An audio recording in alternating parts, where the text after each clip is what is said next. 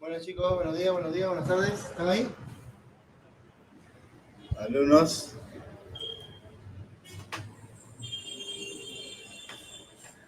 Uy, ¿están durmiendo creo?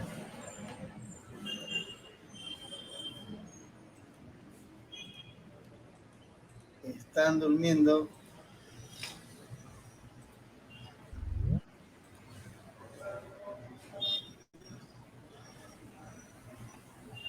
Ahí está, muy bien, muy bien, muy bien, muy bien.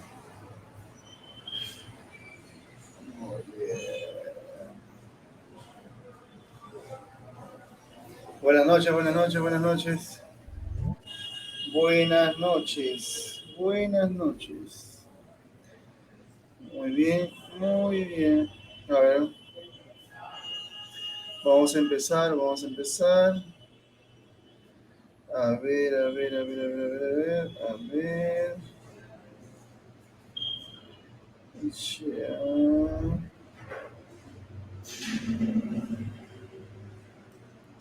Ya. Ya.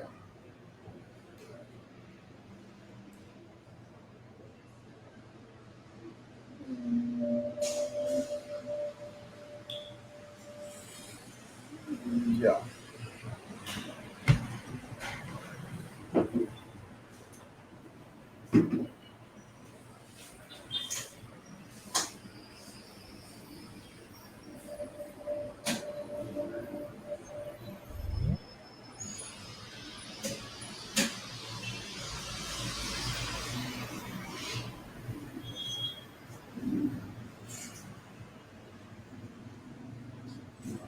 Ya.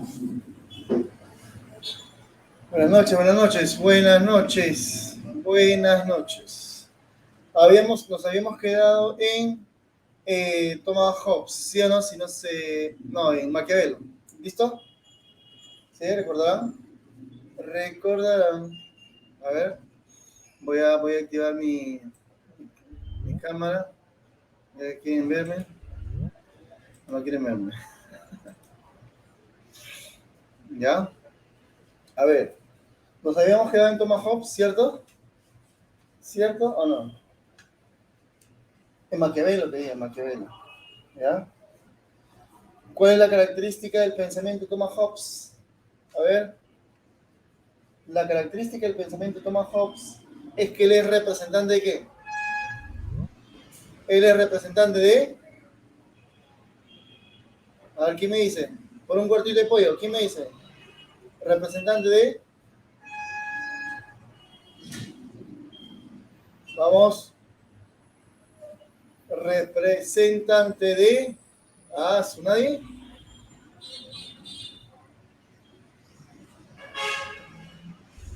Ah, muy bien, Valesca del Carmen, se ha ganado un cuartito de pollo. Representante de las monarquías absolutistas. Así es. Una frase conocida de Thomas Hobbes. Una frase conocida de Thomas Hobbes. Vamos, vamos, vamos. Ya amaneció, ya amaneció. Chicos, despierten, despierten. ¿Cómo van a estar en su cama ahí con la lacto? ¿Ya? El hombre, muy bien, Jesús. Otro cuartito de pollo para Jesús. El hombre es un lobo para el otro hombre. Ajá. Es un lobo. En latín es Homo homini lupus. Homo homini lupus. ¿Ya? Ahora, para Thomas Hobbes, ¿el hombre es bueno o es malo por naturaleza? A ver quién me dice. Egoísta. ¿Eso quiere decir que es bueno o es malo? Violento, malo. Así es. ¿Y estás de acuerdo, Valesca, con eso o no? Jimena, Jocelyn, Jesús, Juliet, ¿están de acuerdo que el hombre es malo? No. No, ¿por qué no? El hombre es malo, es egoísta.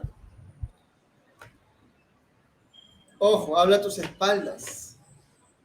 Habla a tus espaldas.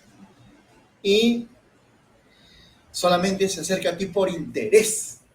Una vez que consiga lo que quiere, te deja. Entonces es malo por naturaleza, egoísta. Es prácticamente, está en la naturaleza del hombre. Es más, ahora se ha tratado de fundamentar eso, ¿no? La tesis de Thomas Hobbes, por ejemplo, hay un libro que se llama El gen egoísta, que plantea que hay una naturaleza biológica egoísta. Pero bueno, él es materialista, pero un materialismo mecánico, y plantea ya este estado de cosas que posteriormente ya se va a expresar de manera abierta con Rousseau, con lo que es el contrato social, ¿no? Todos los ilustrados manejan este esquema que le había dicho la vez pasada. Un estado natural y un estado social o político. Estado natural y un estado social o político. ¿Cómo pasamos de un estado a otro? Por un contrato social, por un acuerdo, eh, por una voluntad. ¿No? Hay varias posturas, pero la postura de Thomas Hobbes con respecto a cómo pasamos de un estado natural a un estado social o político es porque nosotros voluntariamente, digamos que, eh, digamos, la mayoría va a supeditar su voluntad a una persona que va a tener poder absoluto. ¿Por qué? Porque ¿cómo es el estado natural? El estado natural es un estado salvaje, de todos contra todos. Ojo, un estado salvaje, de todos contra todos. Ahora, no había paz, no había seguridad, ¿no? Y entonces, para poder garantizar la paz y la seguridad, se hace necesario que la multitud supedite su voluntad a un soberano. Ojo. Entonces, para que él, con poder absoluto, pueda garantizar la paz, la seguridad, ¿no? Ojo, la concentración de poder, digamos, lo hace con el fin de la paz y la seguridad, ¿no? Ahora dice, no hay poder sobre la tierra que se le pueda comparar, poder, población y territorio. El Estado es una forma de organización política de un gran grupo de individuos en un territorio, más o menos definido, y en el que se ha establecido una forma unificada de ejército-poder. Ahora, él tiene una obra llamada El Leviatán. El Leviatán es una obra, pero también hace referencia al Estado. Dice, el Estado es como un leviatán, es un monstruo, como un kraken, ¿no? Como un pulpo grande, que con sus tentáculos controla a la sociedad civil. ¿Es cierto o no para ustedes? ¿El Estado los controla? ¿Sí o no? ¿Qué opinan? Así como, ¿cómo los controlan? ¿Cómo a ustedes el Estado los controla?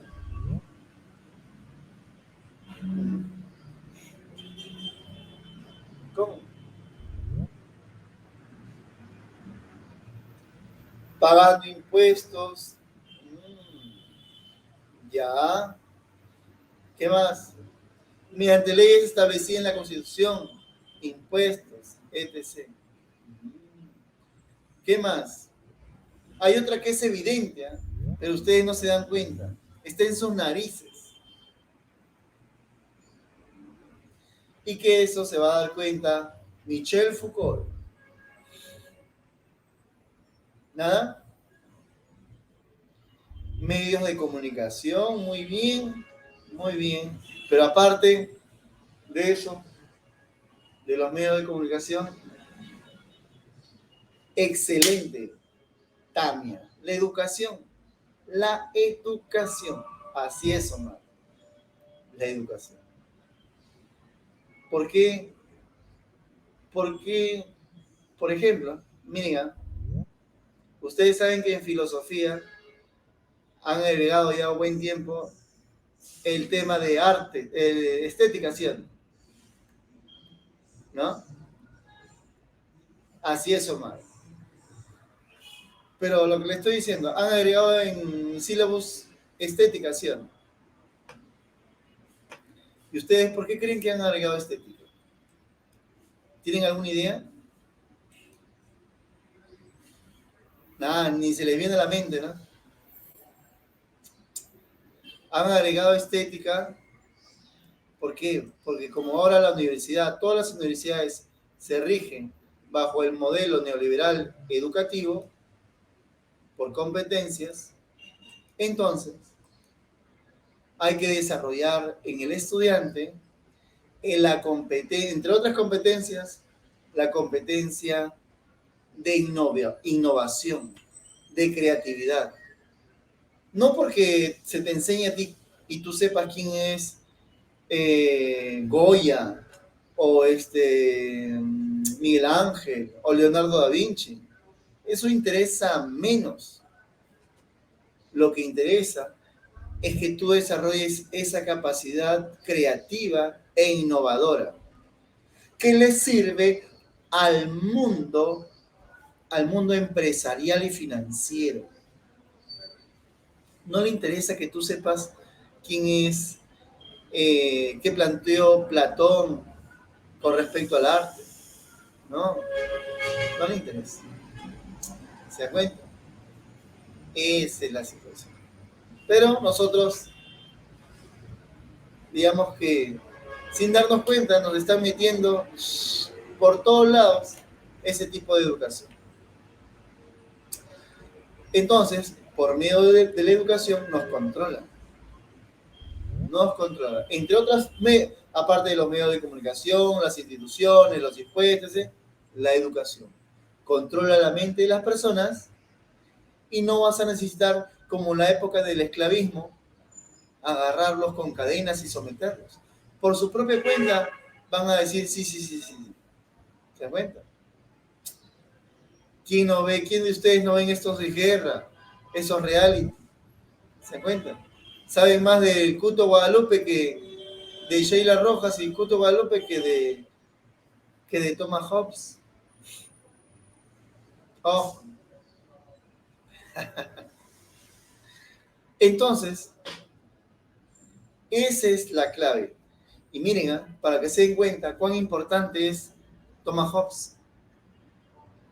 La tesis de Thomas Hobbes está siendo aplicada ahora. ¿Cómo? A ver, ¿quién me dice cómo la tesis de Thomas Hobbes ahora es aplicada? A ver, le regalo un compendio, un libro o un cuartito de pollo a aquel que me dice cómo. Ese Omar es crema, yo lo sé, dice. Omar dice Bukele. No. ¿Cómo? ¿Nada? Está siendo aplicado y no podría ser de otra manera. ¿Nadie?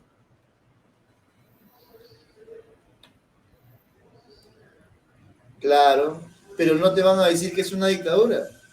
¿Qué político ahora te dicen vivimos en una dictadura? Nadie. Pero ¿cómo? ¿Cómo? ¿Cómo?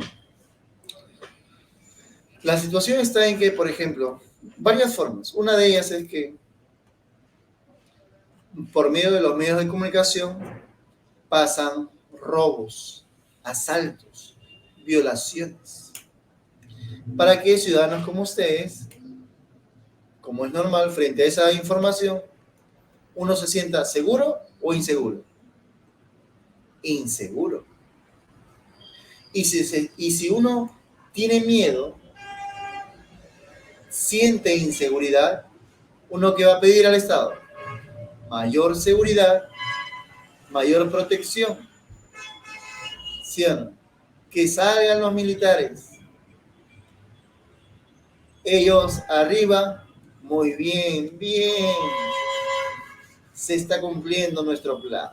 la población misma está pidiendo mano dura. Y viene la represión. Pero esa represión es ¿para qué? Para acabar con la delincuencia, si ellos son los que nos roban. Para acabar con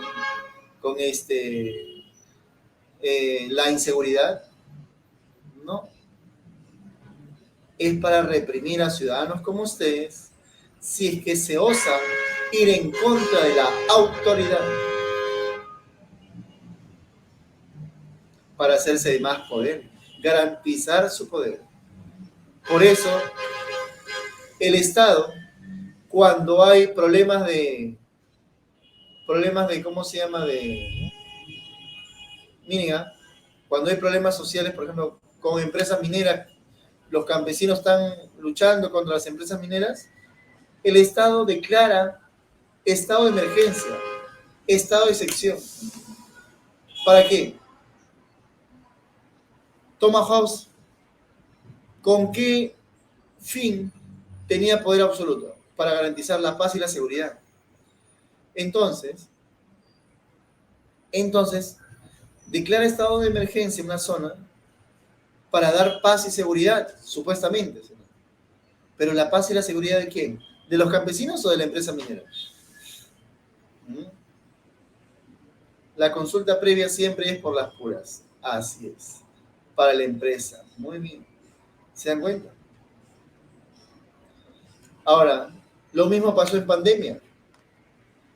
En pandemia declararon cuarentena, que no fue cuarentena, sino se extendió. ¿Se dan cuenta? Y todo supuestamente ¿con qué fin? El fin para poder garantizar la salud de los ciudadanos. No se extienda la pandemia. ¿Fue así? Si se hubiesen preocupado por el ciudadano, hay un artículo que dice y que estaban exigiendo al Estado que lo aplique, que cuando hay estas situaciones, que el Estado hace uso de los centros de salud privados, de los hospitales privados, pero jamás hizo eso. Jamás hizo eso. Ustedes saben que estaba rebalsando los hospitales, ¿sí? Pudiendo utilizar los privados, porque hay un fin superior. No los utilizó. Dejaron que ellos sigan ganando plata. Y dejaron que Rodríguez Pastor, el más rico del Perú, se enriquezca acá a costa de la muerte de todos los peruanos. Así es, hay gente que en la crisis gana más billete. Entonces, esa es la situación. Entonces, es utilizado la concepción de Thomas Hobbes para, digamos, en las situaciones actuales. Ahora, busca ahí en Google, dueño de Incafarma, de todas las farmacias, boticas, dueño de Innova School, dueño de Cineplanet, dueño de Plaza Vea, dueño de Interbank, dueño de ¿qué más? De los colegios Innova, ¿no? School. Prácticamente es el más rico del Perú. Y así pues. Se codea con los multimillonarios en el mundo. Así es. Carlos Rodríguez Pastor. Así es. Eso. ¿Ya ves? De ahí le sigue la familia Belmont, creo. De ahí le sigue Roque Benavides, o están por ahí, ¿no? De ahí le sigue ¿cómo se llama? Es un grupo de familias, son 10. Dueño de la UTP, también. y así sucesivamente. Muy bien, muy bien, muy bien. Entonces, para que ustedes, cuando van a postular, si alguno postula a Derecho o a Ciencias Políticas, le van a exigir que lean la obra de Thomas Hobbes. Es un clásico sobre la teoría del poder y del Estado. Así es. Miren, ¿quiénes van a ir en contra de esta concepción? Porque miren, en la historia europea, primero moderna ya, primero es las monarquías absolutistas. Luego viene ya, ojo, los estados-nación, ¿no? O sea, los estados liberales, que están en contra de la concepción de Thomas Hobbes de la concentración de poder.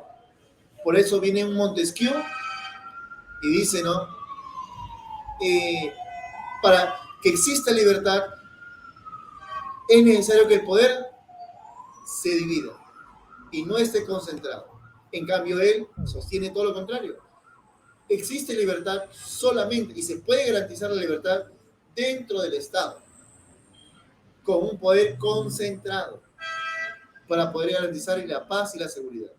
En cambio, los liberales dicen que no, tiene que existir independencia de los poderes. Va a haber una lucha. Y hasta ahorita actualmente también se expresa esa lucha.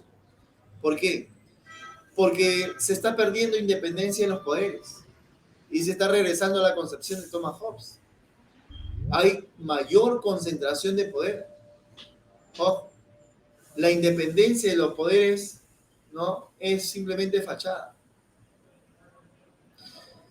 Entonces, Thomas Hobbes, frente al ataque de los liberales, ¿qué sostendría? Sostendría lo siguiente. O sea que tú crees que no existe libertad en mi concepción de Estado, porque se concentra el poder en una persona que es el rey que tiene poder absoluto. Y tú planteas que existe libertad porque existe independencia de los poderes. Eso mantendría en equilibrio y no la imposición de un poder sobre otro.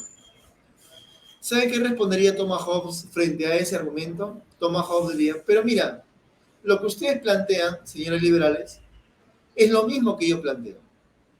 Lo mismo, solamente que con otra pollera. ¿Y por qué lo diría Thomas Hobbes? ¿Por qué Thomas Hobbes diría? A ver, pregunto cuando... Mire, ahora mismo, ¿qué sucede, diciendo? ¿Ahora no hay una concentración de poder? En la época de Fujimori no existía concentración de poder.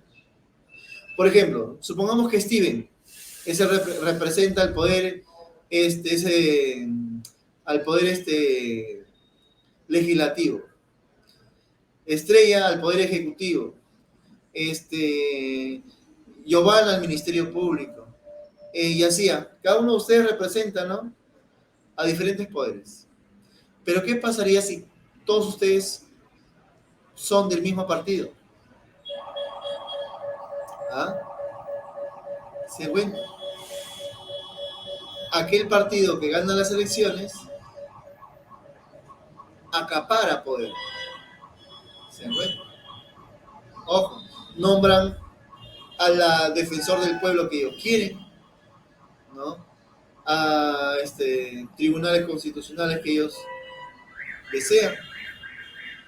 O sea, y si por ahí hay un grupito que esté en contra, concilian, ¿no? Acuerdan, se ponen de acuerdo en a quién nombrar para que cuide sus intereses. Es como el de ahora, ¿no? El defensor del pueblo, ¿sí? Han hecho un acuerdo quiénes? Los fujimoristas y Perú Libre, ¿no? Se han puesto de acuerdo. Y así sucesivamente. Entonces, Thomas Hobbes diría, es lo mismo, es la misma chola con diferentes poderes, sino que tú dices para afuera que existe independencia de los poderes. Pero en realidad no es así. Entonces, y los liberales, ¿quiénes son los liberales? El padre del liberalismo es John Locke. ¿Por qué les dicen liberales? De ahí hay un montón de categorías.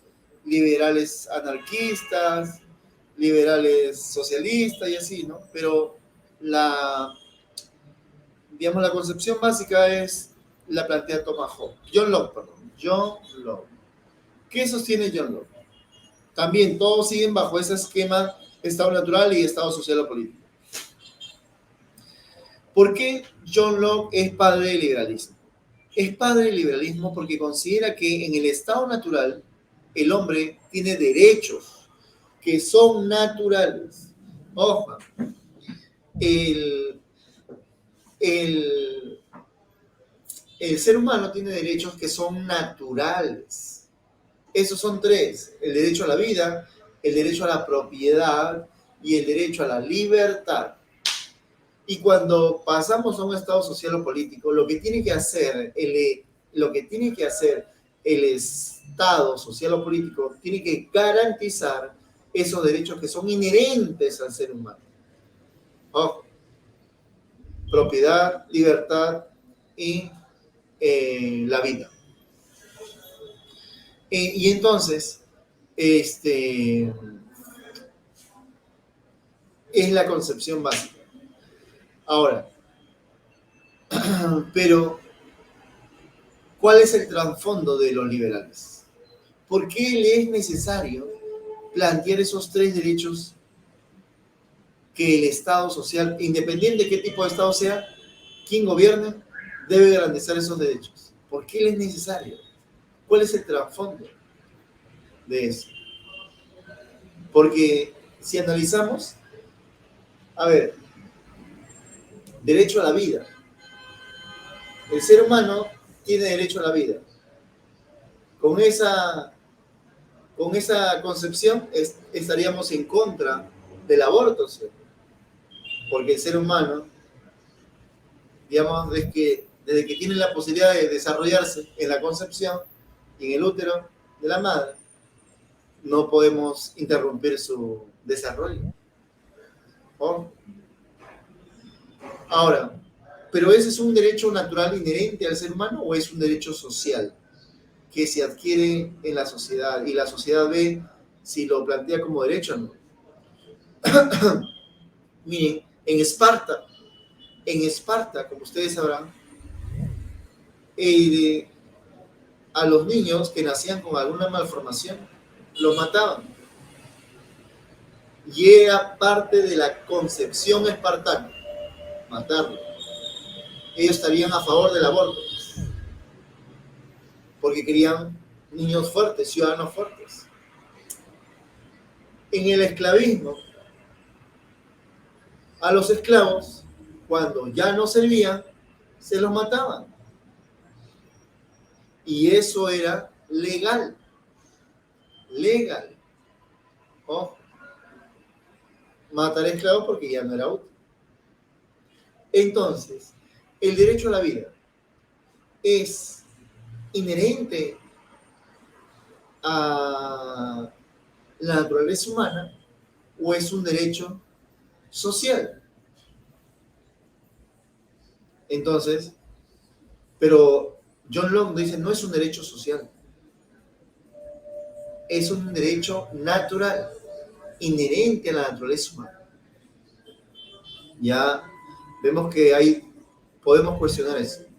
Luego, el derecho de libertad. Igual que le decía, el esclavo, ¿era libre? No era libre. Se le sometían. Y eso era legal. Oh. Entonces, el derecho a la libertad, ¿es un derecho natural o es un derecho social? ¿Qué más? El derecho a la propiedad, que era lo que más les preocupaba. El derecho a la propiedad, ¿es un derecho natural? Para John Locke, sí. ¿Y qué es lo que tiene que hacer el Estado social o político? Tiene que garantizarlo con leyes y todo eso. Pero la crítica que ha recibido, ¿es un derecho natural o social? A ver, ¿por qué el ser humano tienen que considerar de que por naturaleza le es inherente tener propiedad. Ustedes pueden analizar nomás la casa que ustedes tienen, el terreno que ustedes tienen donde viven. ¿Es alquilada o es propio de ustedes? Ya, supongamos que es propio de ustedes. ¿Por qué? ¿Lo han comprado o producto de una invasión? Ya. Supongamos que lo han comprado. Igual, así o así se ha invadido. Vayamos más atrás. ¿A quién le pertenecía ese terreno? ¿O es al Estado o es a otro propietario? Si es a otro propietario, antes de que le pertenezca a él, le pertenecía a otro, y así a otro, y a otro. ¿Y a dónde vamos a llegar? Que le pertenecía, antes que llegaran los españoles, le pertenecía a los indígenas. Cuando vinieron los españoles, ¿se apropiaron de esas tierras y le dieron algo a los campesinos o a los indígenas? No, se apropiaron de sus tierras. Oh. Y antes que llegaran los españoles, estaba el imperio incaico. Habían usurpado la tierra de otros pueblos y ellos le dieron algo a los otros pueblos por su propiedad. No. Y así sucesivamente podemos retrotraernos mucho tiempo atrás. Entonces, ¿el derecho a la propiedad es un derecho natural o es algo que surge producto de el desarrollo social? ¿Derecho natural o derecho social? Entonces, le es necesario plantear estos tres derechos como derechos naturales para justificar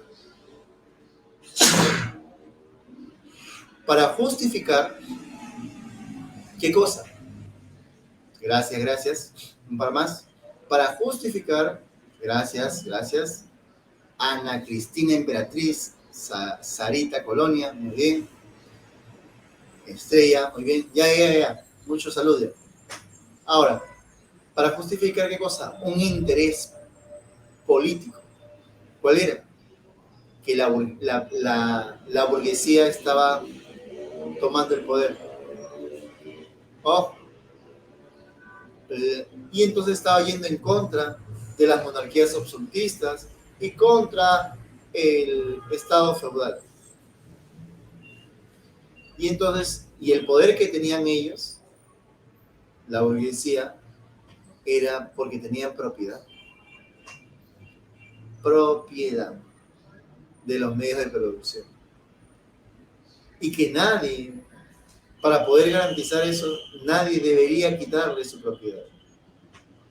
Porque es algo natural de ellos. Pero van a darse cuenta que en la historia, revisen la historia, la propiedad no es natural. La propiedad es producto del robo, de la violencia, de la rapiña. No hay nada natural ahí, es social. Pero bueno, entonces, y así, ¿no? Igual el derecho de la libertad le es importante plantear. ¿Por qué? Porque en el fondo están planteando la libertad de ¿qué? Dejar hacer, dejar pasar. La ley de Say, si no me equivoco. O la de la mano invisible de Adam Smith, ¿sí o no? ¿Se acuerdan o no? Que implicaba que el Estado no tiene que intervenir, porque el mercado se regula solo, ¿sí o no? Pero eso es utópico, ¿por qué? Porque no existe mercado perfecto. Y ustedes ven actualmente que en el mercado mundial, los dos grandes mercados que se están peleando por la hegemonía en el mundo es China con Estados Unidos, que nos va a llevar a una guerra. Entonces no hay nada que la mano invisible, que el Estado no tiene que intervenir. En la práctica interviene. Ahora, pero esto se va a expresar también en las luchas por la emancipación. Y las mujeres, los liberales, van a iniciar la lucha de la libertad del ciudadano. Ojo, y de todos los sectores, porque estaba en contra del modo de pensar y el modo de vida feudal. Pero todo lo hacían pensando en la producción. ¿Por qué? Por ejemplo, la libertad de la mujer, la libertad del esclavo. Claro, el sistema capitalista es, en eso en los inicios era liberal, ahora es neoliberal. ¿Por qué, por qué los liberales planteaban la emancipación de la mujer? Que la mujer no esté en la casa, cuidando a los hijos, planchando, cocinando, como es el caso de algunas mujeres ahora, sino que se libere. Y esa idea va a influenciar en la literatura inclusive. Que luche por su libertad. Ojo, que empiece a tener los mismos derechos que el varón. A ver, ¿alguien tiene una idea de por qué los liberales empiezan a enarbolar esa idea? Así es. Así es. Mayor producción para que trabaje. Ojo. De ahí, digamos, digamos que te arrancaron, a la mujer la arrancan de la casa, de la familia, y la incorporan a la producción, a ella y al niño. ¿Por qué? Porque el desarrollo industrial cada vez aumenta. Ojo. Y entonces se hace necesario más mano de obra. Y sobre todo, barata. Sí, Giovanna, Tamia, ojo, Estrella, Sarita, Ana Cristina, Jimena, Gracie, eres barata.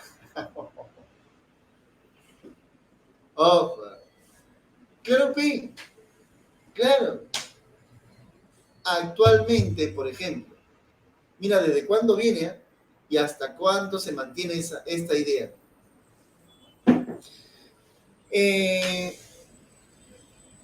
Un empresario va a contratar personal.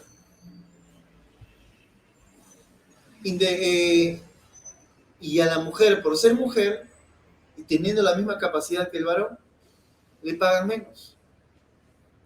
Por ser mujer. Si ustedes ven en su barrio vayan en un lugar donde haya bastante comercio, van a ver, la gran mayoría son mujeres. ¿Por qué? Porque a la mujer se le explota más, se les paga menos. Oh, ¿por qué crees que entre peruanos y venezolanos a quién contratan? Venezolanos, porque se les paga menos. Y entre un varón y una mujer venezolana o venezolano, ¿a quién contratan? Venezolanos, porque se les paga menos. Esa era la lógica de arrancar a la mujer de la casa e incorporarla a la producción. Mano de obra barata. ¿Se dan cuenta? Grabadazo, dice. Ahora, entonces, por eso que la lucha de la mujer sigue, pues, sigue. No solamente es una cuestión de una explotación de género, sino de clase como trabajadores. Ahora, y los liberales eran radicales en ese contexto. Los ilustrados eran radicales, por eso que miren esa parte que dice en la obra, en el segundo tratado sobre el gobierno civil. Cuando al pueblo se le hace sufrir y se encuentra expuestos a los abusos del poder arbitrario, la rebelión tendrá lugar, por mucho que se les diga que sus gobernantes son hijos de Júpiter, sagrados o divinos, descendidos de los cielos o autorizados por ellos, o cualquier otra cosa. Un pueblo que es maltratado y cuyos derechos no son respetados, estará siempre listo para en cualquier ocasión sacudirse de encima la carga que pesa sobre él. Deseará y buscará esa oportunidad que no suele tardar mucho en presentarse cuando se trata de asuntos humanos, siempre sujetos a cambios, debilidades y accidentes. ¿Se dan cuenta? Ojo, esto es lo que planteaban los liberales. Por eso que los ilustrados de esa época van a ser los ideólogos de la Revolución Francesa. Entonces, dice, los que ejercen el poder político tienen un mandato popular para garantizar el bien común. El bien común. Los que nos gobiernan deben garantizar el bien común. Pregunto, ¿los que nos han gobernado han garantizado el bien común? ¿Ah? No, sí. No. Oh. Entonces, no deben estar como gobierno. Es necesario que garanticen, ojo, el deseo y la voluntad de todos los ciudadanos. ¿Se dan cuenta? Esa es la situación. Pero bueno, esos son los liberales. Que una cosa es liberal y otra cosa es neoliberal. Le damos parte de nuestra libertad para que controlen nuestras actitudes. Excelente, Sebastián Steven. Así es. Dice, el origen del Estado social, según John Locke, es el pacto de los individuos para poder gozar de libertad con mayor seguridad, aceptándose someterse a la voluntad de la mayoría.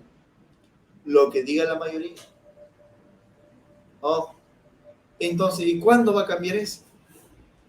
Las únicas personas que pueden cambiar eso es el pueblo. Nadie más. Porque el pueblo es el soberano, ¿verdad? Es el poder constituyente. Tiene más poder que el poder constituido. El poder constituido puede tener todas las armas del mundo, pero sin el poder constituyente no es nada. Sin el pueblo, un Estado no es nada. Muy bien. Ahora, le decía que una cosa es liberal y otra cosa es neoliberal. ¿Por qué? Porque si los liberales eran individualistas, los neoliberales son ultra individualistas. Ojo, todo es el individuo. ¿Cómo se expresa? ¿En qué ideas? ¿En qué valores? Por ejemplo, ¿qué ideas, qué valores son neoliberales? Neoliberales. Uno, el pobre es pobre porque quiere. Esa es una idea neoliberal. Oh. ¿Cómo lo ven a un vendedor ambulante? Él es un emprendedor. La idea de emprendedor, ¿no? Ah, estoy emprendiendo. Esa es una idea neoliberal. Oh. El vendedor ambulante no es un desocupado. No. Él es un emprendedor. ¿Se encuentra? El que postula a San Marcos y no ingresa. ¿Ah? A ver, el que postula a San Marcos y el que no ingresa, ¿qué se dice? ¿Por qué no ingresó? ¿De quién es la culpa? A ver. De él. ¿Se dan cuenta? Porque no se ha esforzado lo suficiente. Porque si tú te esfuerzas, puedes hacer realidad tus sueños y tus deseos. ¿Se dan cuenta? Oh, puedes hacer realidad tus sueños y tus deseos. Y si es que has ingresado, es porque te has esforzado lo suficiente. Responsabilizando al individuo y desconociendo los factores externos. Oh, todo depende del individuo. Recontra falso. Por eso que en una sociedad neoliberal son recontra competitivos. Mira Corea del Sur, mira Japón. Y tanto es esa idea de competitividad y de ultra individualismo que allá se suicidan. ¿Por qué? Porque creen que es su culpa. Porque no puede, Si no han logrado ser exitosos, es porque es su responsabilidad, su culpa. Y tanta competitividad, se suicida. ¿Ah? Jason Alejandro dice, no, profe, eso es su cultura. Ahí vemos, ¿no? Ahí vemos. Ahí si no pasaría en otros estados. Vamos a ver, pues, en qué otros estados se suicidan. Mira, lo he mencionado a ustedes, pero hace 2 años, si no me equivoco, en Huacho, una chica, una alumna, se suicidó. ¿Por qué? Porque no ingresó a la universidad. Entonces pensó que era su culpa. Se culpó tanto de que no aguantó más y se suicidó. ¿No caen ustedes en depresión cuando no ingresan? Se dan cuenta. Y no se alegran cuando ingresan. Y hay una idea de fondo de que eso es porque la causa se me debe a mí.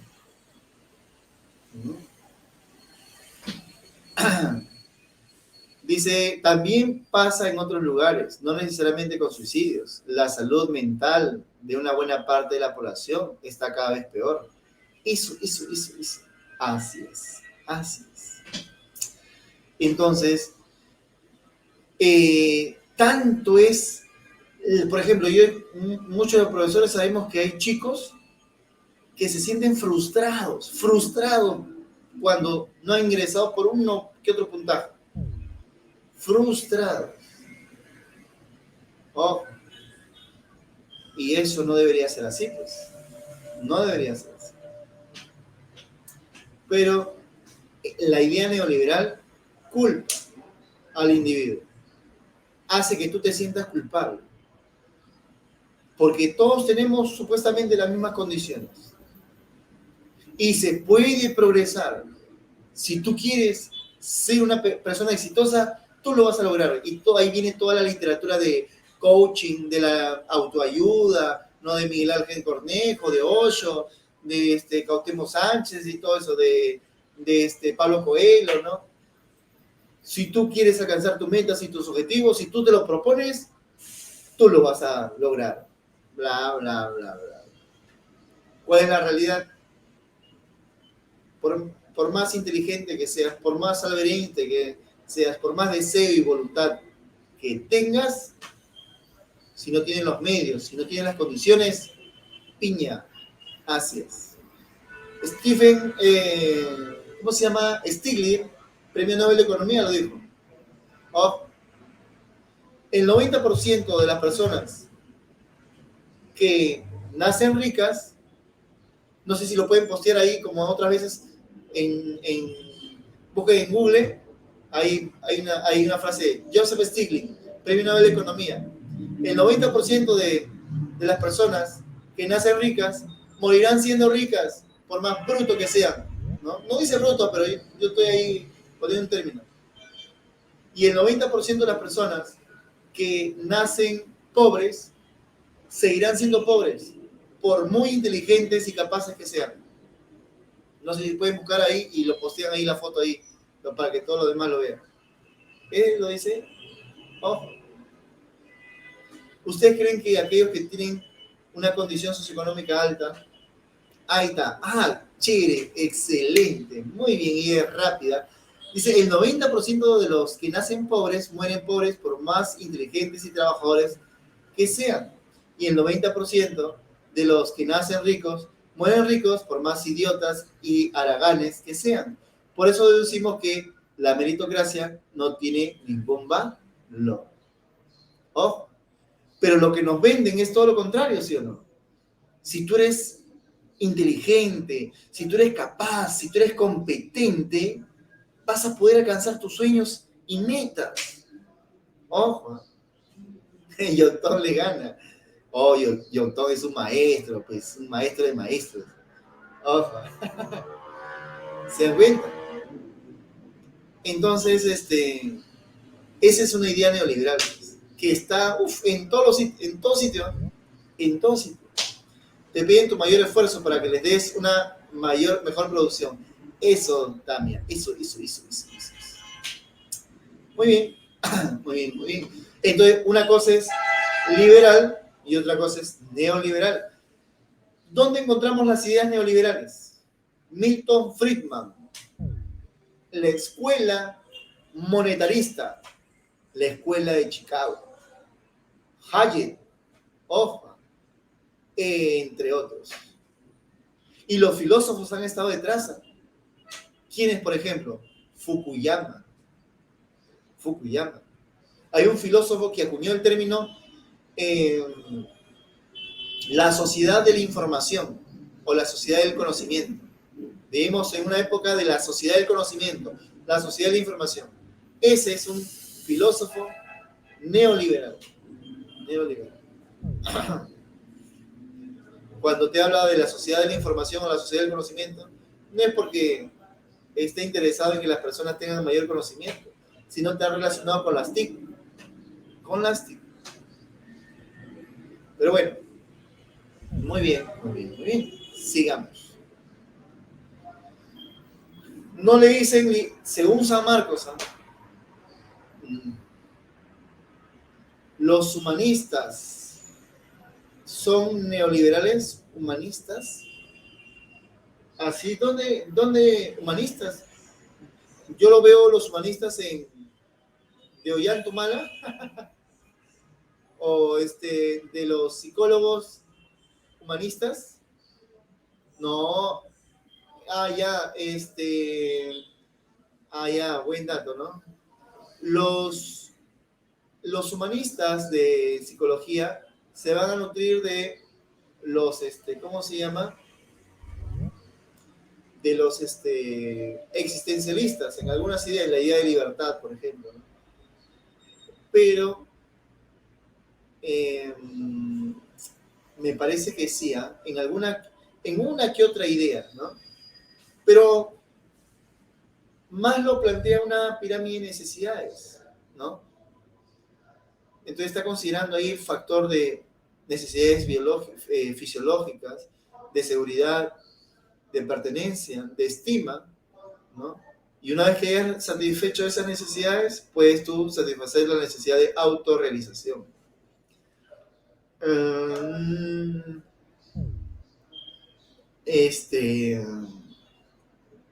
No creo que sean neoliberales. Los psicólogos neoliberales, ¿saben con quién están relacionados?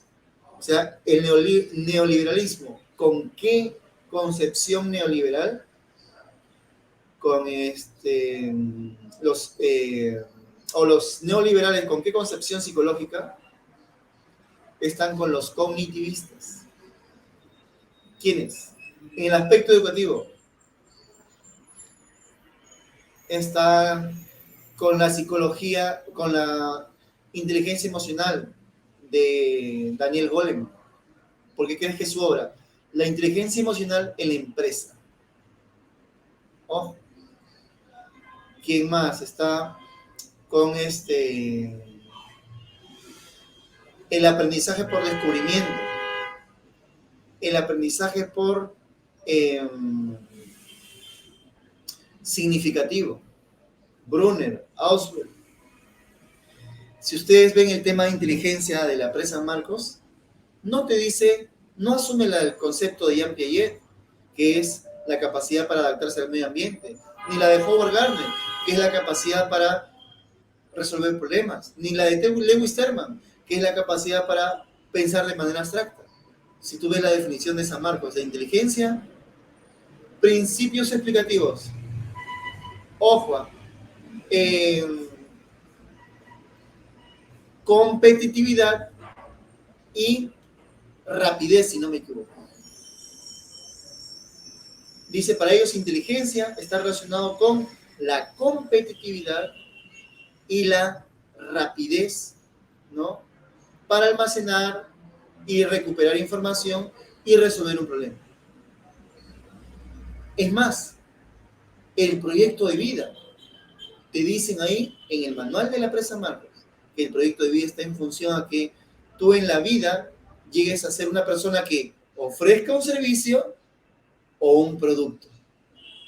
Consideran al ser humano como una empresa. Ese es neoliberal. Si ustedes chequean en economía, al menos lo que yo he visto en economía y en psicología, o sea que a ustedes sin que les digan le están dando bastante concepción neoliberal. En aprendizaje, lo que es aprendizaje cooperativo, ¿no? Y aprendizaje autorregulado. Ese es neoliberalismo. La concepción de economía como la ciencia que estudia, es la administración de los recursos escasos. Neoliberalismo, porque esa es la concepción de la escuela neoclásica, neoliberal.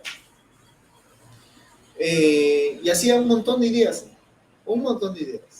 Pero bueno fuera que nos digan, esta es una idea que corresponde a la escuela o la concepción neoliberal, ¿no? Existen otras para nosotros distinguir, ¿no? Pero no, te lo venden como si fuera la idea. Ojo, ten en cuenta eso. Muy bien, entonces, una cosa es liberal y otra cosa es neoliberal. Rousseau, para San Marcos, es republicano. No es liberal, es republicano. Tengan ese esquema, ¿ya?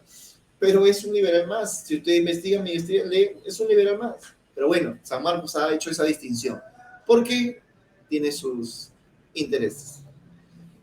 Entonces, Jean Jacobo Rousseau, ¿por qué es republicano? Ojo, porque ¿cuáles son las ideas inherentes al pensamiento rousseauiano? ¿No? Dice, el ser humano es bueno por naturaleza. Frente a la concepción, ojo, de Maquiavelo y de Hobbes, el ser humano es bueno por naturaleza y la sociedad lo corrompe. Dice, pero profe, en sí lo dicho es una muletilla, no tiene base ideológica ni exponentes que se identifiquen con tal, como sí es en el caso de otros.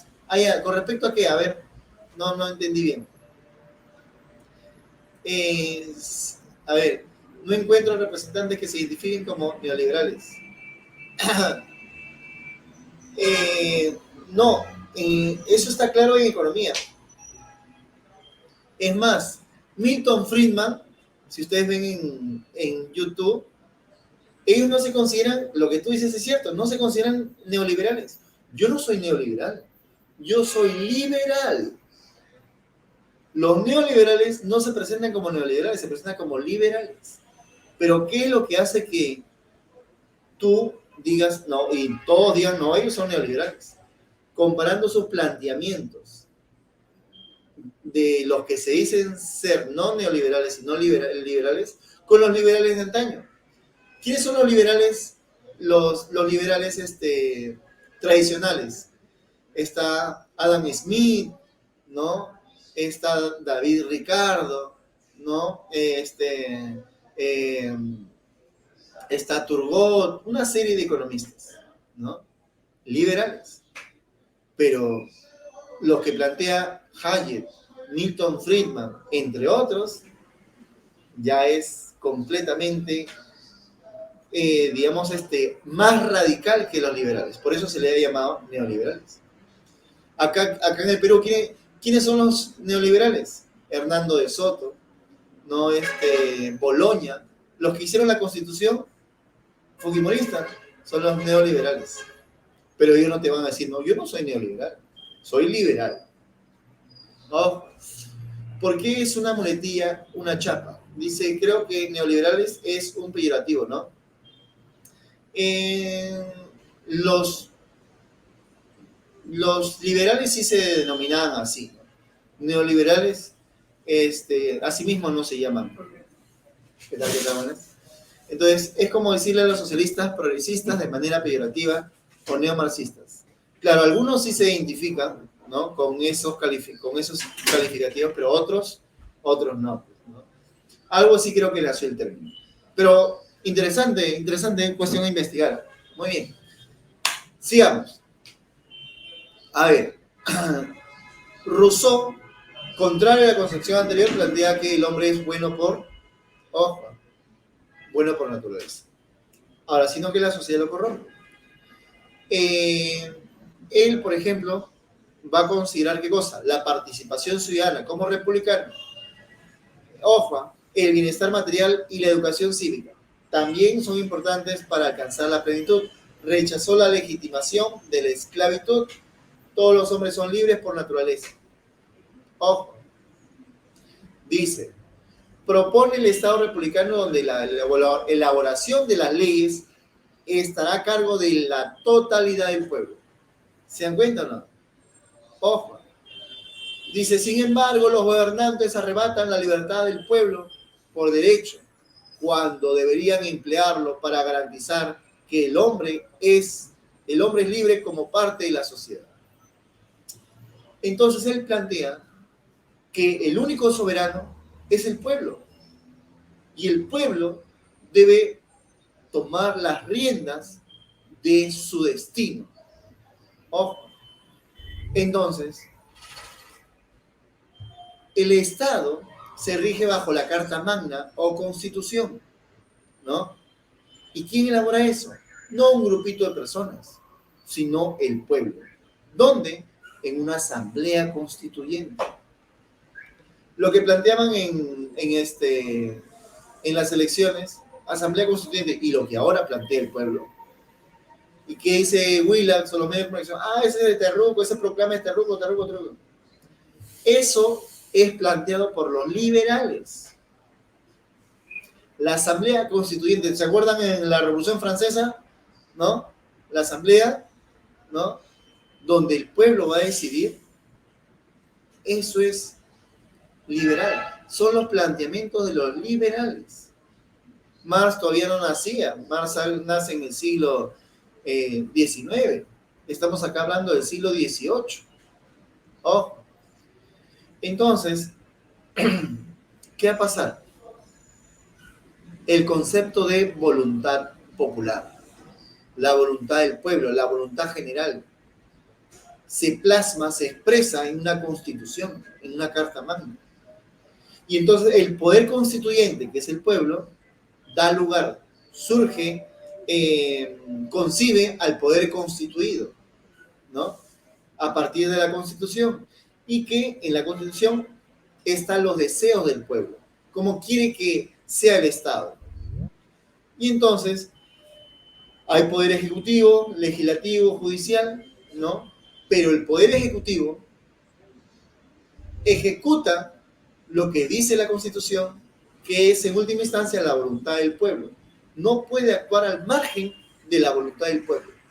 El poder ejecutivo. Pregunto, ahora, los poderes ejecutivos de los estados hacen cosas, eh, hacen lo que el pueblo quiere o hacen cosas al margen de la voluntad del pueblo. ¿Qué más? Las leyes, el poder legislativo. El poder legislativo va a legislar, pero teniendo en cuenta la voluntad popular. No va a hacer leyes que estén en contra de la voluntad popular. Ahora pregunto, ¿se emiten leyes en contra de la voluntad popular? ¿Sí o no? Claro, en contra, en beneficio de unos pocos, generalmente empresarios. ¿Sí o no? ¿No? Por ejemplo, por sentido común nomás, por sentido común. Este, ay, a ver, un ratito voy a pasarles para compartir. Este, a ver, un ratito.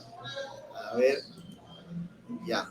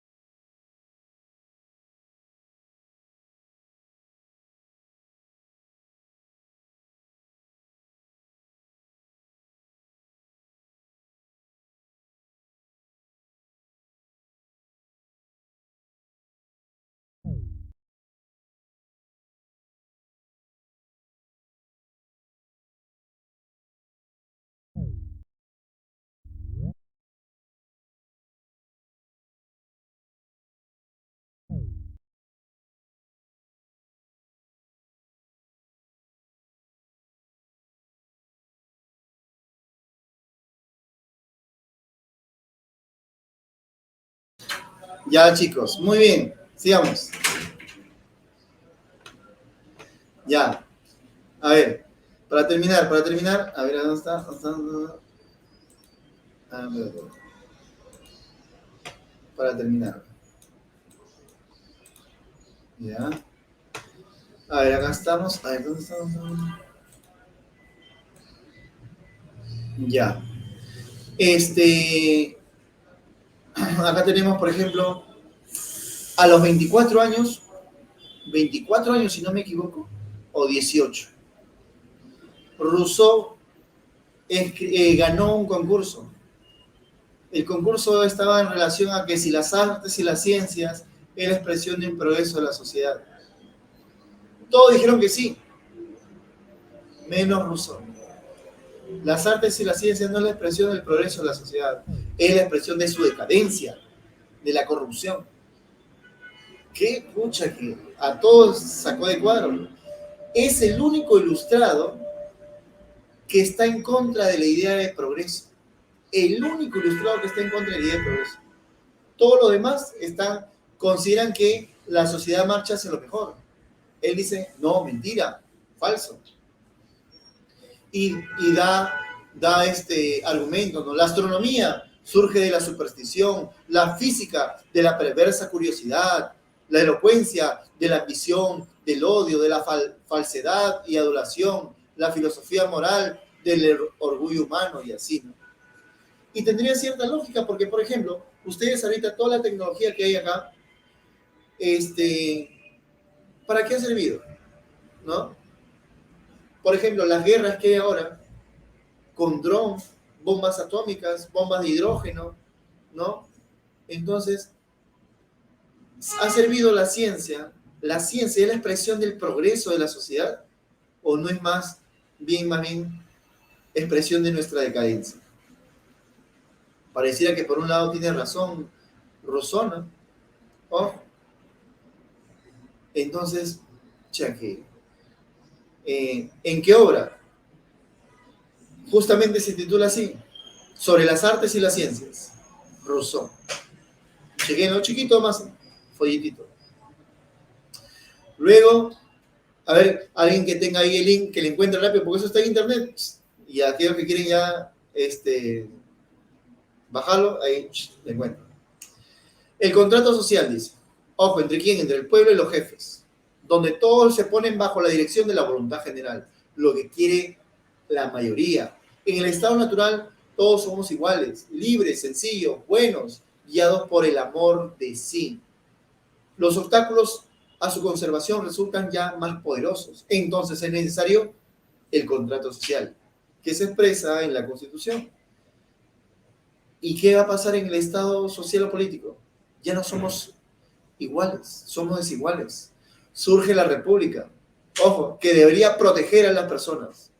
Ojo, los bienes de cada miembro, donde cada miembro siga obedeciéndose a sí mismo, siga también como antes y superior. Debería ser libre, dice, el ser humano nace libre, pero por todas partes lo veo encadenado. Ojo, el ser humano nace bueno, pero la sociedad lo corrompe. Entonces es necesaria una república que garantice la libertad, ojo, y proteja de la corrupción, ¿no?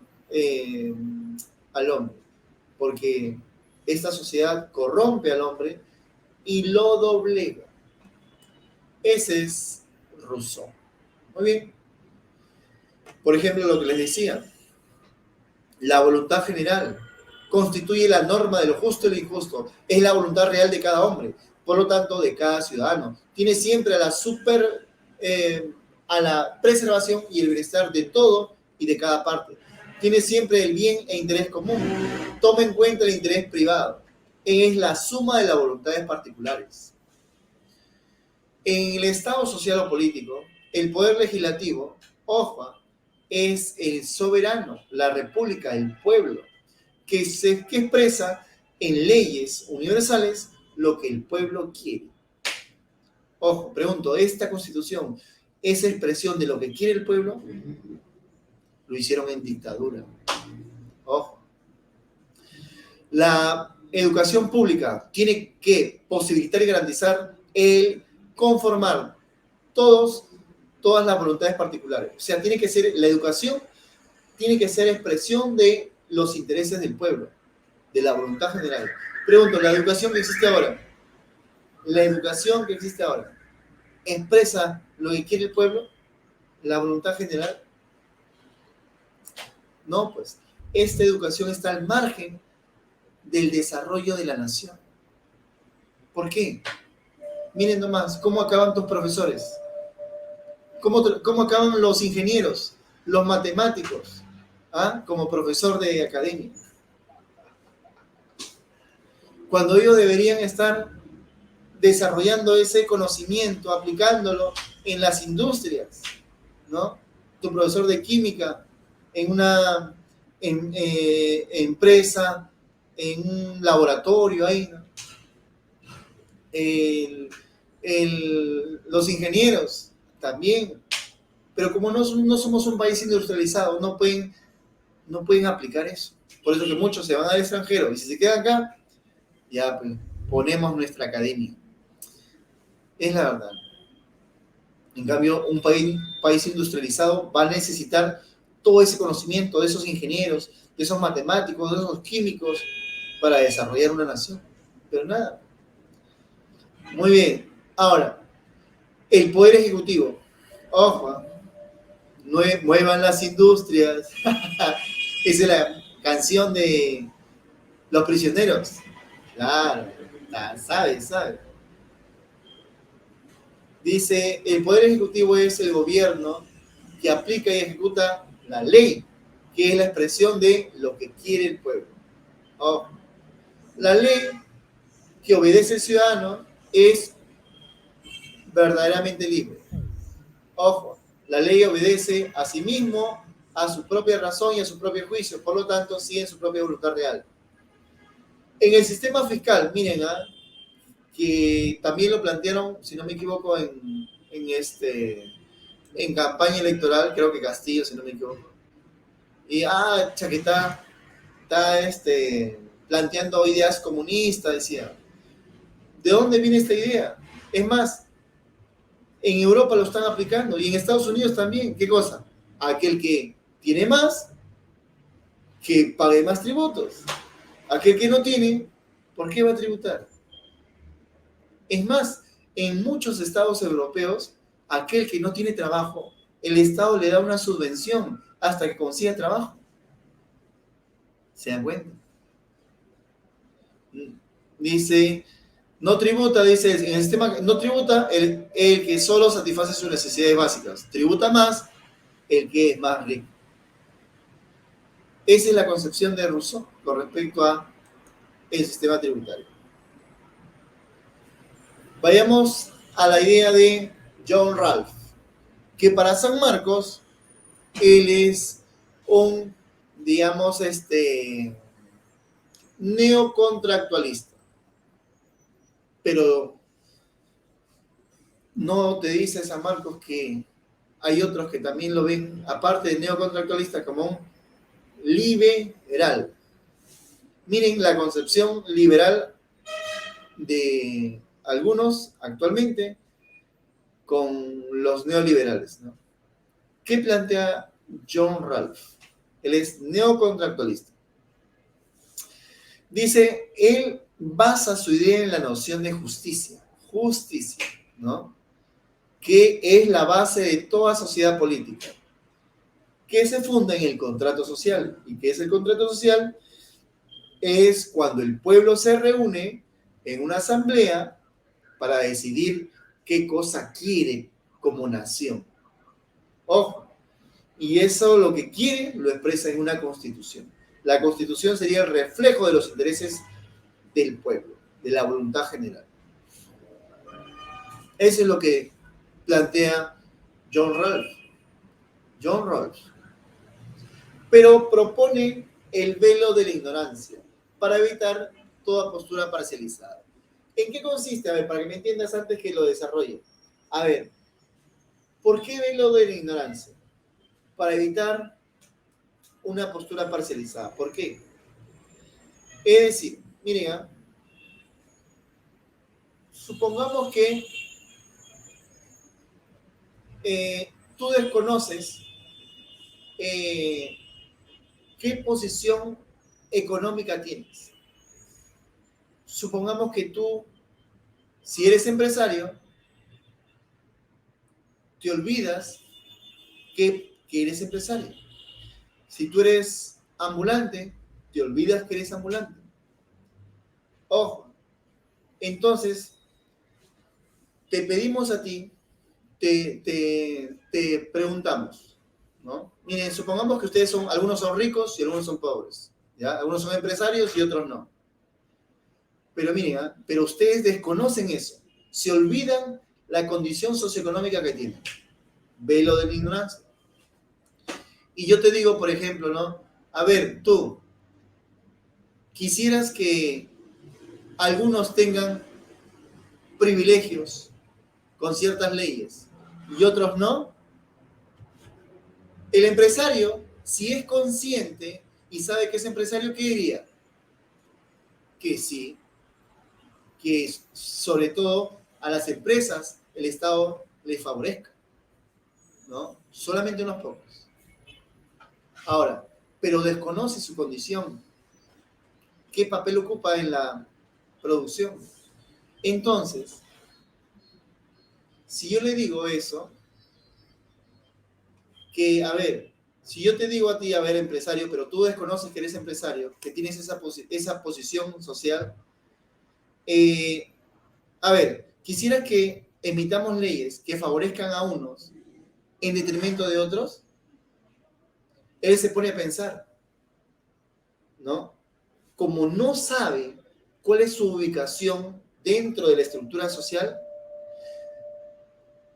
si dice que sí, ojo, entonces a unos les va a beneficiar y a otros no, pero él no sabe en qué posición. Y entonces, si es de una posición baja, le puede perjudicar.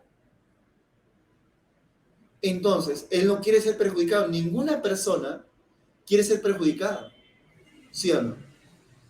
Ninguna persona quiere verse afectado, ¿se dan cuenta? Entonces, como yo no sé a quién va a beneficiar tal o cual ley, ¿no? O tal o cual norma, entonces, la única manera para sentirme yo seguro es que lo que van a plantear, las normas que van a plantear, las leyes, los derechos, los decretos, etc., no sea para unos pocos, en detrimento de la gran mayoría, sino sea para todos. Así cuando ya me digan qué posición tengo en esta sociedad, sí o sí, yo voy a ser beneficiado, ¿sí? Independientemente de donde esté. ¿Se dan cuenta? La cuestión está en que la ignorancia es necesaria para que tú, digamos, tengas una posición parcializada.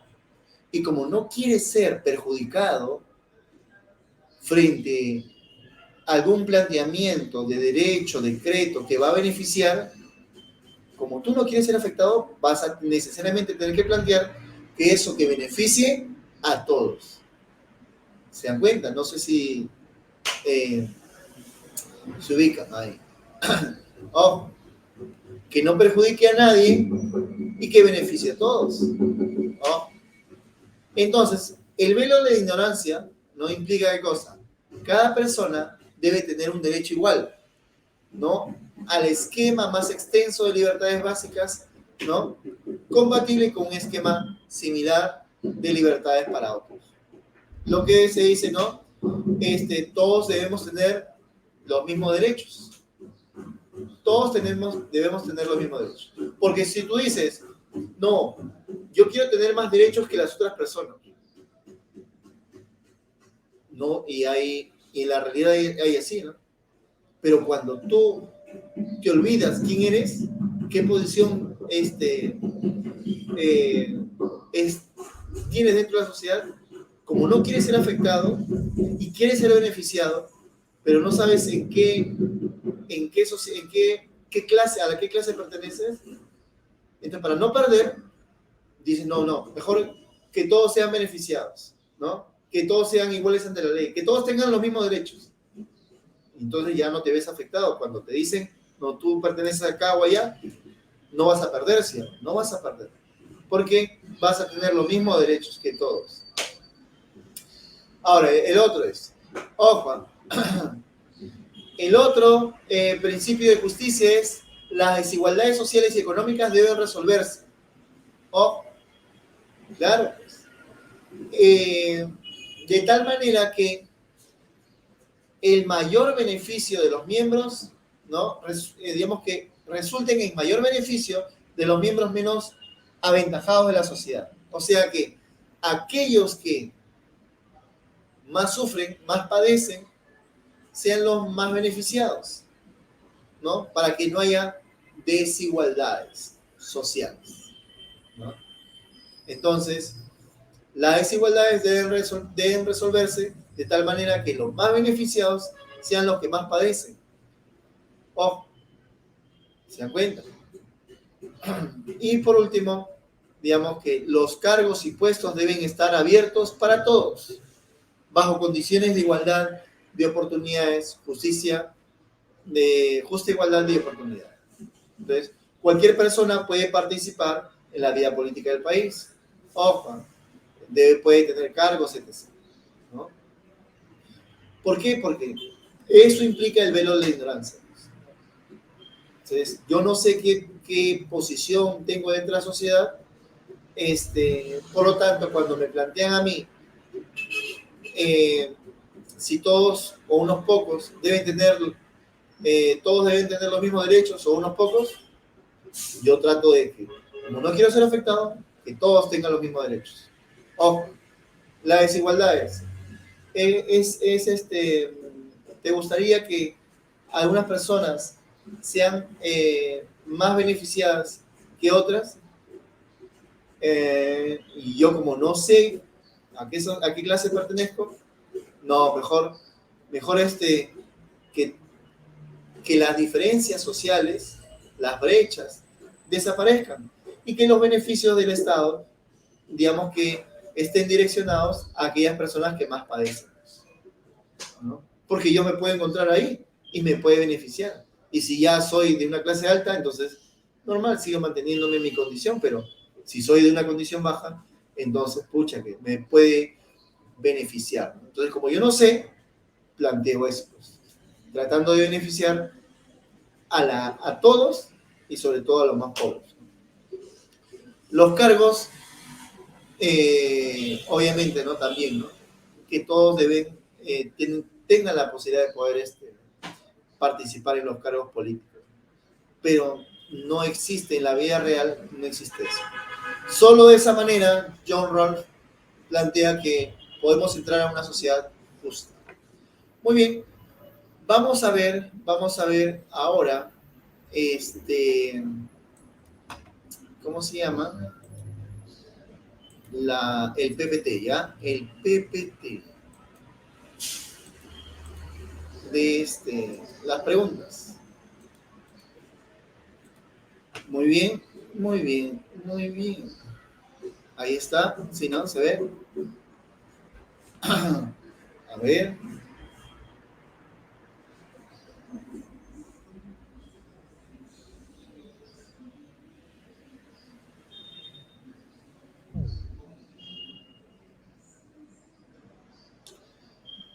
Ya, a ver, dice Ralph Hofa plantea que la idea principal del utilitarismo es que cuando las instituciones más importantes de la sociedad están dispuestas de tal modo que obtienen el mayor equilibrio neto de satisfacción distribuido entre todos los individuos pertenecientes a ella. Entonces, A, las personas tienen la misma posibilidad de obtener beneficios. B, la sociedad está correctamente ordenada y es justa.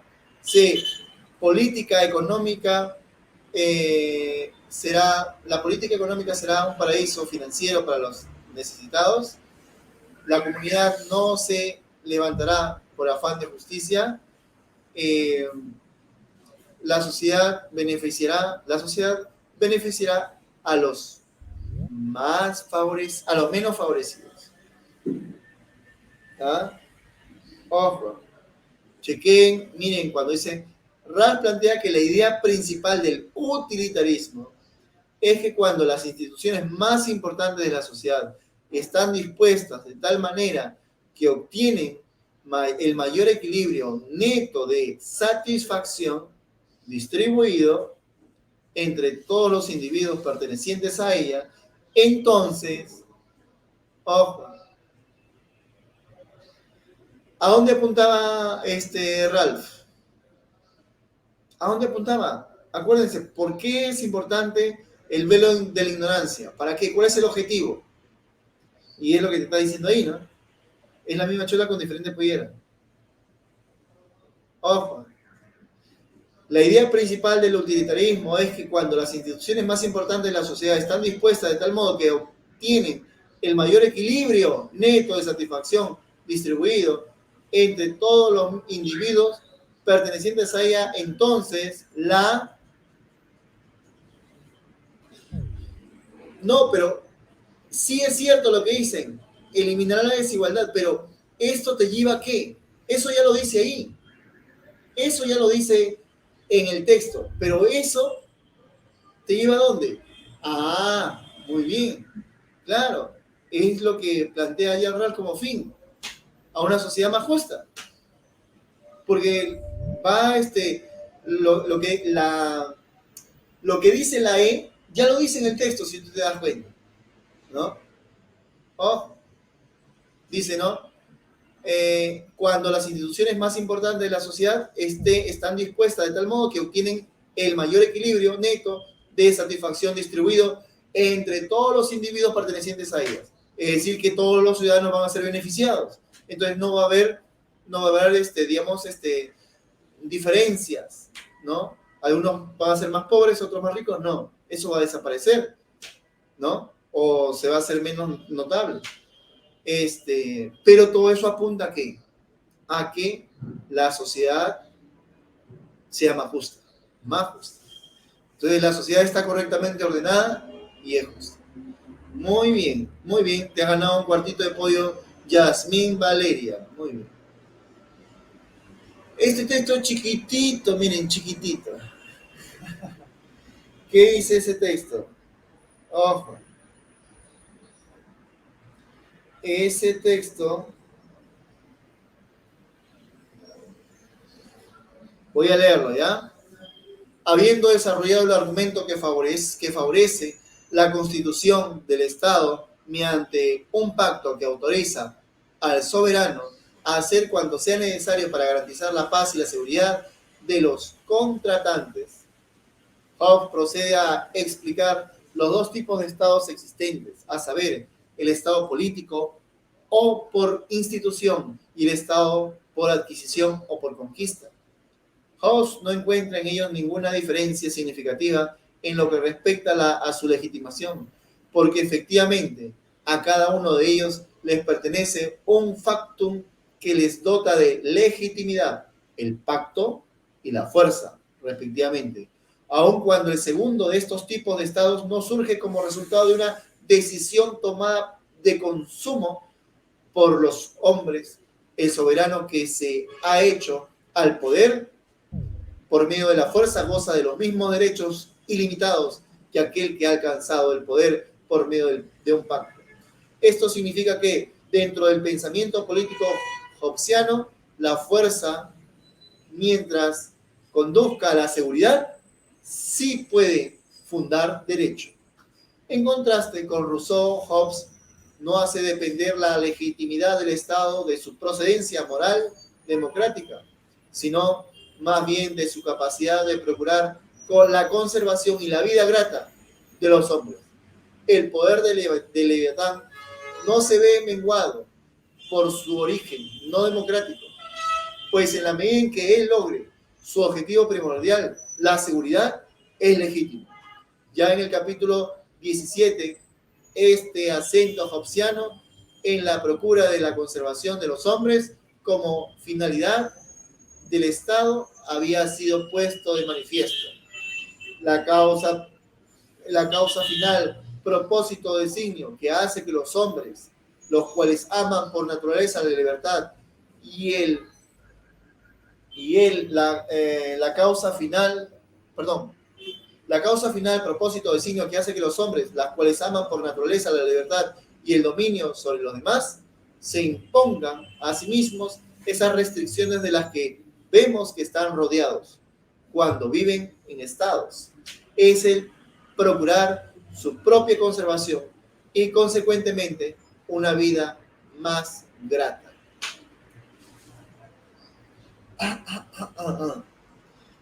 Entonces, ¿entendieron? No. Del texto, de lo inferido en el texto, se puede afirmar que en un soberano, si es un soberano, desenvuelve una dirección sobre la base de un mutuo acuerdo con los gobernados. Entonces, A, evidenciaría un Estado por institución sobre la base de la adquisición. B, manifestaría un estado de adquisición pero por institución. C, estaría presentando un estado político donde se le antecede un facto. Manifestaría un estado de conquista sobre la base de un pacto mutuo. E, afirma un estado de factum que niega las libertades más esenciales a los hombres, de los hombres. ¿Cuál creen que sea la respuesta?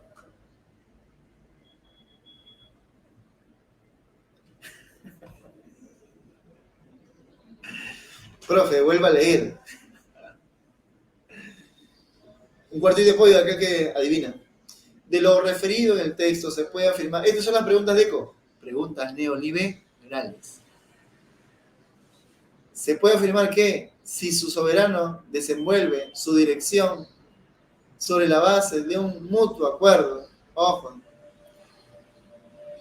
si un soberano desenvuelve su dirección sobre la base de un mutuo acuerdo con los gobernados, entonces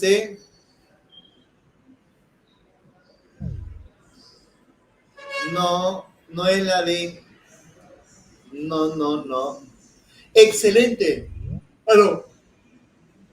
No es árbol.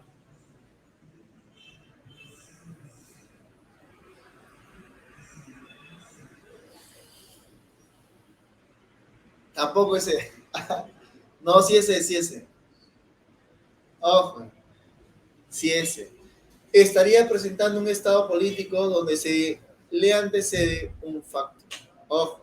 ¿Sí? O sea, cuando el soberano decide hacer algo, se podría decir, ¿no? Sobre el acuerdo con los gobernados, o sea, el soberano se pone de acuerdo con el pueblo, que es el soberano, para hacer tal o cual cosa. Digamos, entonces se estaría presentando un estado político donde se le antecede un facto. ¿Ya? ¿Sí? Muy bien. Ahí tienen el texto. Ojo, acá está. Hobbes no encuentra en ellos ninguna diferencia significativa en lo que respecta a su legitimidad, porque efectivamente a cada uno de ellos le antecede un factum que los dota de legitimidad, el pacto y la fuerza. Ojo, respectivamente. Ojo, ¿se dan cuenta? Aun cuando el segundo de estos tipos de estados no surge como resultado de una decisión tomada de consumo por los hombres. Muy bien. ¿Ya? 3. De acuerdo con la propuesta de Hobbes, los aspectos cardinales de atención para el Estado corresponden a la aplicabilidad de las leyes y las condiciones democráticas para legitimar lo que favorezca a los ciudadanos. B. La conservación y la seguridad de los gobernados, no importando aplicar incluso la fuerza de ser necesario. C, la imposición de la fuerza para lograr la paz y la seguridad con tal de promover la hegemonía del Estado. La defensa de las leyes y la implantación de la fuerza para determinar, garantizar la paz en un estado de adquisición. La tendencia a procurar el equilibrio a pesar del uso de la fuerza que pretenden que las personas sean más justas. Y la clave es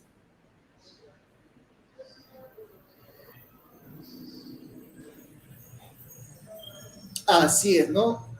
La seguridad, no importa si es un pacto o por la fuerza, con tal de que sea la conservación y la seguridad de los gobernados, no importando aplicar incluso la fuerza de ser necesario.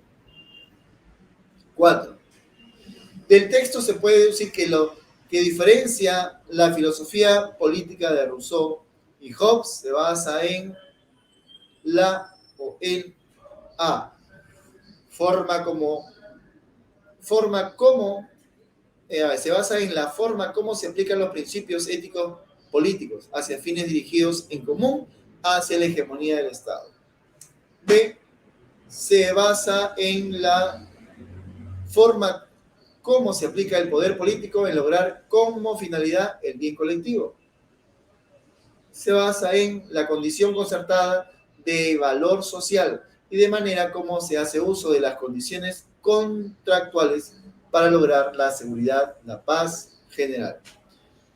Se basa en el medio ético político para fundamentar las condiciones que legitiman la hegemonía del Estado sobre otros estados. Se basa en el Estado que busca las formas de procurar evitar la fuerza siempre y cuando las personas se pongan de acuerdo con los principios fundamentales de la sociedad. Ojo. Y la clave es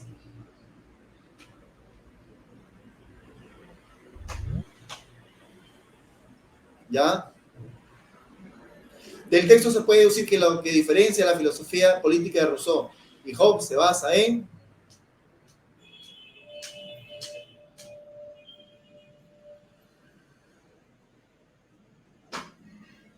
muy bien, excelente, la forma cómo se aplica el poder político en lograr como finalidad el bien colectivo. ¿Ya? Esa es la clave. Esa es la clave. ¿Ya? Vamos. La 5. En el análisis de la vida social y política, Hobbes partirá de... ¿De qué va a partir? ¿Sí? En el análisis de la vida social y política, Hobbes partirá de A. La búsqueda de la felicidad en el justo medio de toda acción. B. De individuos conducidos por sus pasiones. C. De la investigación sobre la naturaleza del ser humano. D. De las contradicciones sociales de un periodo determinado. E. De buscar frenar la maldad humana a toda costa.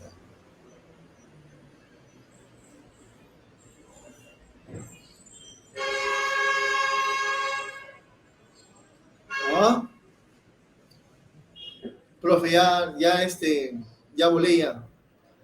Vuelvo a leer el texto. ¿Ah?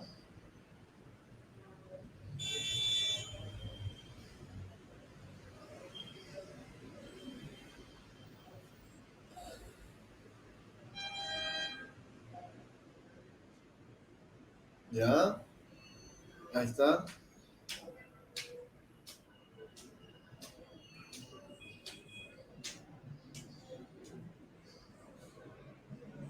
La causa final, propósito, designio que hace que los hombres, las cuales aman por naturaleza la libertad y el dominio de sí mismos, se imponga a sí mismos esas restricciones de las que vemos que están rodeados cuando viven en estados. Es procurar su propia conservación y la conservación y consecuentemente una vida más grata. ¿Qué pregunta era? La 5, ¿no? A ver, en el análisis de la vida social y política, Hobbes partirá de... ¿De qué partirá? Para Hobbes el hombre es malo por naturaleza. Vivían en un estado de guerra, de todos contra todos. Por eso es necesario el estado social o político, para la paz y la seguridad. Entonces, en el análisis de la vida social y política, Hobbes partirá de individuos conducidos por sus pasiones. Individuos conducidos por sus pasiones. Investigación sobre la naturaleza del ser humano. También está por ahí, ¿no? Está por ahí, ¿no? Pero,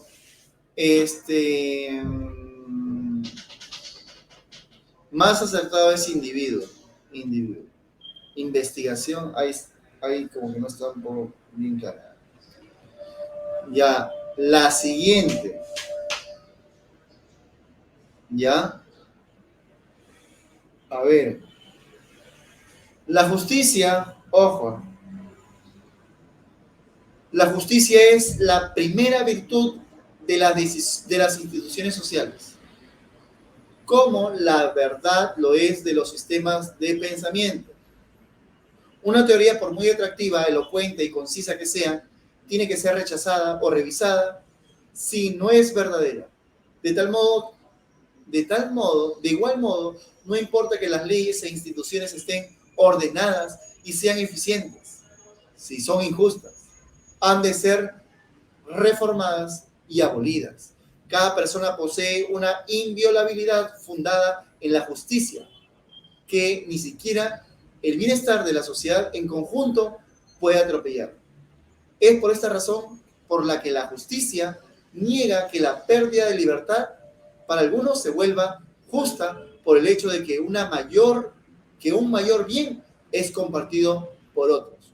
No permite que los sacrificios impuestos a unos sean compensados por la mayor cantidad de ventajas disfrutadas por muchos. Por tanto, en una sociedad justa, las libertades de la igualdad de la ciudadanía se dan por establecidas definitivamente. Los derechos asegurados por la justicia no están sujetos a regateos políticos ni al cálculo de intereses sociales. A partir de la lectura del texto, cabe inferir que Ralph se opone en particular al... Muy bien, excelente Omar, Jesús, Jefferson, Yasmín, Magdiel, Estrella, Juliet, excelente, muy bien, ojo, así es, 1 de 6, así empezó, pero si tú te esfuerzas, ojo, si tú persigues tus objetivos y tus sueños, ojo, de ahí van a ser 2, de ahí 3, de ahí 4, y vas a cumplir tus metas y objetivos, Omar. Confía en ti, no dudes. Hasta 6 ciclos. Seguiré mis sueños. Procede a sacar su colcha.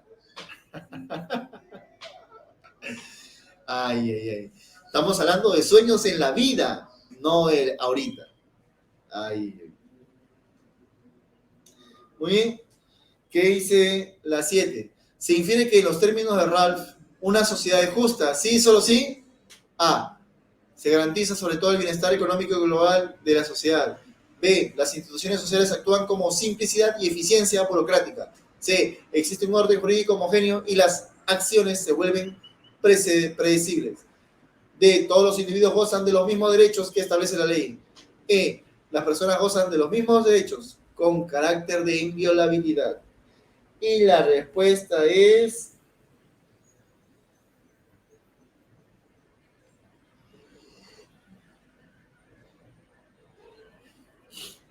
Ya, vamos.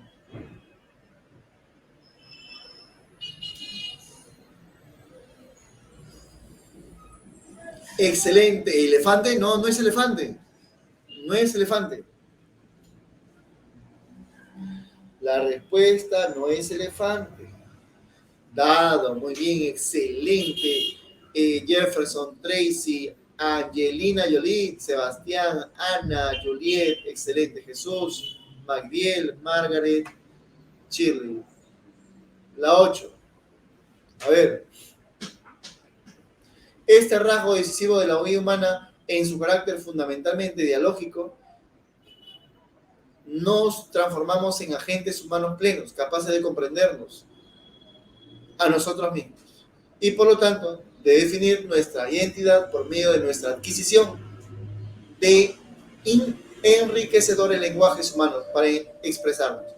Para mis propósitos sobre este punto, deseo valerme del término lenguaje en sentido más flexible, que no solo abarca las palabras que pronunciamos, sino también otros modos de expresión con los cuales nos definimos, y entre los que se incluyen lenguajes del arte, del gesto, del amor y similares. Pero aprendemos estos modos de expresión mediante nuestro intercambio con los demás. Las personas por sí mismas no adquieren los lenguajes necesarios para su autodefinición. Antes bien, entramos en un contacto con ellos por la interacción con otros, que son importantes para nosotros. Lo que George Herbert Mead llamó los otros significantes. Según lo expresado en el texto, la condición humana A se encuentra determinado previamente, B resulta de la interacción con los otros, C deja de lado los otros significantes, D posee de antemano la plenitud del ser propio del ser, se determina a través del yo incorporado en los otros significantes. Ojo. Y la clave es, ¿cuál es?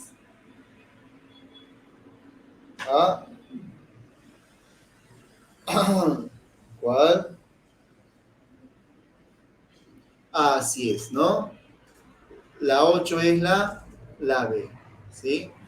Muy bien, muy bien, muy bien. Excelente, excelente. A ver, la siguiente, ¿ya? Ya vamos a ir terminando ya. Ojo, a ver. Esta acá y de ahí les doy las claves, ¿ya? Evidentemente, ahí no acaba la historia. La lucha por el reconocimiento tiene lugar en un modo de desigualdades materiales exacerbadas en cuanto a la renta y la propiedad y el acceso al trabajo asalariado, la educación, la asistencia sanitaria y el tiempo de ocio, aunque también de manera más evidente en el consumo de calorías y la exposición a la toxicidad medioambiental, y como consecuencia en las expectativas de vida y las tasas de enfermedad y mortalidad. La desigualdad material va en aumento en la mayoría de los países del mundo, y en los Estados Unidos y en Haití, en Suecia y en la India, en Rusia y en Brasil. También está aumentando globalmente y de forma más acentuada de acuerdo con la línea que divide el norte del sur. Si esto es así, ¿cómo deberíamos analizar el eclipse de imaginario socialista centrado en términos tales como interés, explotación? Ojo,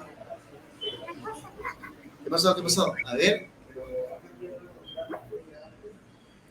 Ya, a ver. Ya, sigamos. Explotación y redistribución. ¿Cómo deberíamos interpretar el desarrollo de un nuevo imaginario político centrado en ideas tales como identidad, diferencia, dominación cultural y reconocimiento?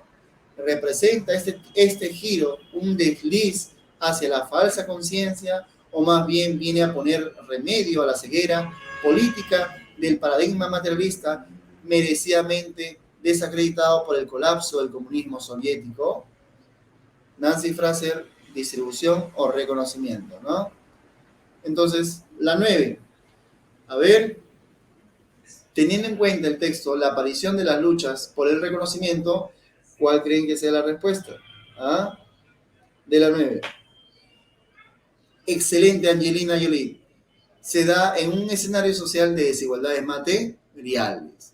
Y la 10, el giro hacia un nuevo imaginario político planteado por la autora del texto hace alusión a que, a ver,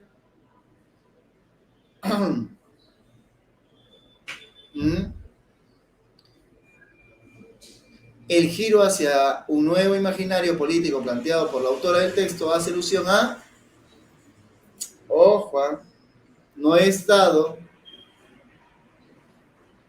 no es dado. ¿Ya?